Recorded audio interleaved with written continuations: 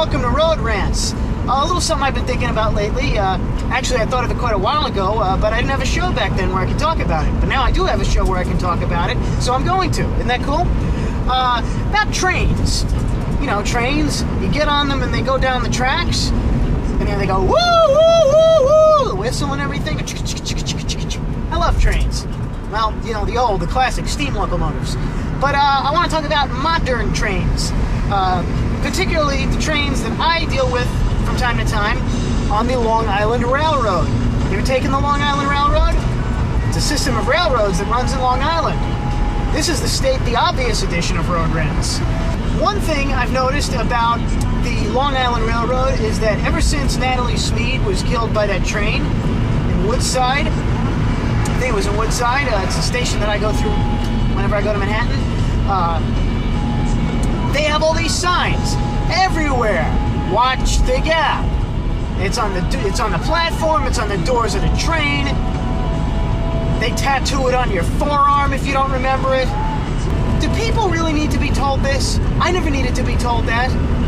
And now the worst is that when you sit in the station, sometimes every once in a while you'll hear an announcement come over the loudspeaker, a pre-recorded celebrity announcement. Hi, this is some celebrity reminding you to be train smart. Please watch the gap when exiting and boarding the train, or boarding and exiting the train. I guess you'd have to board before you could exit, right? Unless you were born on the train. If you were born on the train, then you'd leave a train before you got on one. That'd be pretty cool. But anyway, yeah, celebrity announcements. Please be train smart. Do we really need to be train smart? Do we have to be train smart? Can't we just not be stupid? Do we really need to be told not to step somewhere where there's no ground? How many people are doing this? Just because a few idiots fall in between the train and the platform every once in a while because they step into an open space. Does it have to be plastered across everything? Even when I was a little kid, I never needed to be told not to jump in between the train and the platform. Do you know why? Because I knew that if I did that, I'd get hurt. And I didn't want to get hurt, so I didn't do it.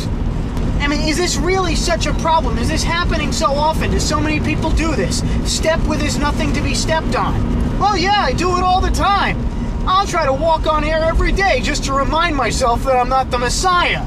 I don't know. Maybe some people have this problem in their daily lives, that they frequently try to climb stairs that aren't there. I mean, have you ever seen somebody standing on an escalator waiting for it to move? They're standing there and you ask them, hey, what are you doing standing here? I'm waiting for the escalator to move. This isn't an escalator. Oh, I don't think it's that much of a big deal to not step where there's no ground to be stepped on. I don't think most people need to be told that. You don't see anybody trying to walk across the Grand Canyon. Then again, maybe you do.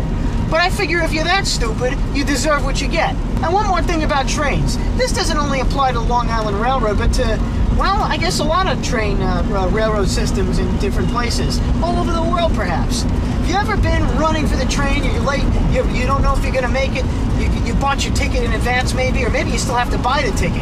It's the worst when you still have to buy the ticket. You run to the automatic ticket machine, you get one out, you hear the train's coming, it's coming. You run and you put your card in, you get the ticket prints out, you hurry, come on, you run down the platform just as the doors close. And the train pulls away, and you got to wait for the next one. And you've missed the train, and you got to wait for the next one. And now you're going to be late, and your favorite prostitute down at the brothel is going to be booked up for,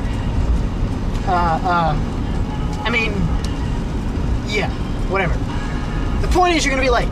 You're just really pissed off at that moment. If only you'd gotten out of the house a little quicker. If only you'd bought the ticket a little faster. If only those goddamn kids hadn't picked that moment to start trying to cut designs into their forearms with a pencil sharpener. How do you cut designs into your forearms with a pencil sharpener? I don't know. Ask them. I didn't do it. And you're sitting there and you gotta wait for the next train. You're waiting and you're listening to those stupid goddamn celebrity announcements reminding you to be train smart. Don't jump in front of oncoming trains. Doesn't that whole experience just suck? Well, I think I have a solution for it. Listen up, train-making people. I think we should make trains that are a couple of miles long. Really. You put two engines in them if you have to, but you make the train long enough so that it covers the distance between 2 stops. Now think about that. If you've got a train that is at 2 stops at the same time, well, let's say you're waiting for your stop, and the train comes, but you don't get on in time. Well, the train is still going to be there. It's going to be going by, and as soon as it gets to the next stop, it's still at your stop. So you got 2 shots to get on the train. 2 chances to get on the train. If you miss the first one, you can be there for the second one. If you miss the second one, then, well, that's your fault. You should have planned your time better and gotten there a little sooner. I got no sympathy for you. Okay? I've never missed 2 trains. 1 train, yeah, but not 2. In a row, anyway. So that's great. So even if you get there just as the doors close, you just wait for the train to get to the next stop, and you can get at the end of the train. And if you're really in a hurry, and you are running late anyway, well, if you miss the first train, and you have to get in the second, well, it's really the same train. If you have to get on the back of the train, you can just walk forward, right? You're at the back, but the front is going to get to the stop that you're going to before the back of it does, right? The front of something usually gets there before the back. So you're in the back of the train, but the front is going to get there first, so you just keep walking forward. So you go for a little walk at the same time. And then you get to the front of the car. You know, they always tell you on a certain line of the Long Island Railroad, Murray Hill is the next stop. Only the rear 4 cars will platform at Murray Hill. If you are in one of the front 4 cars, please walk back. Well, it's the same idea, except in reverse. Sometimes it's the first 4 cars that platform at Murray Hill, and not the rear 4. That happens too occasionally. There was once a time, I'm not kidding about this, where the guy says, only the rear 4 cars will platform. If you're in one of the front 4 cars, please walk back. If you do not know which are the front 4 cars and which are the rear 4 cars, simply look out the window and see which way the train is going. I swear to you, the guy really made that announcement. He scored a few points in my book for saying something like that on the PA. That was cool. Guy, whoever said that. So yeah, that's just a couple of thoughts for you on trains. I probably have a few more that I just don't remember at the moment. I'm on my way to Sam Ash to return a piece of equipment that is unuseful, necessary, not needed, or something like that. And Sam Ash is a couple of blocks ahead, and when I get there, I'm not going to be able to rant anymore because I won't be on the road. And then it wouldn't really be road rants. Then it'd be Sam Ash rants. But I don't think they'd appreciate me doing that. So I'm going to call it right here. This has been Road Rants, people. I'll see you later.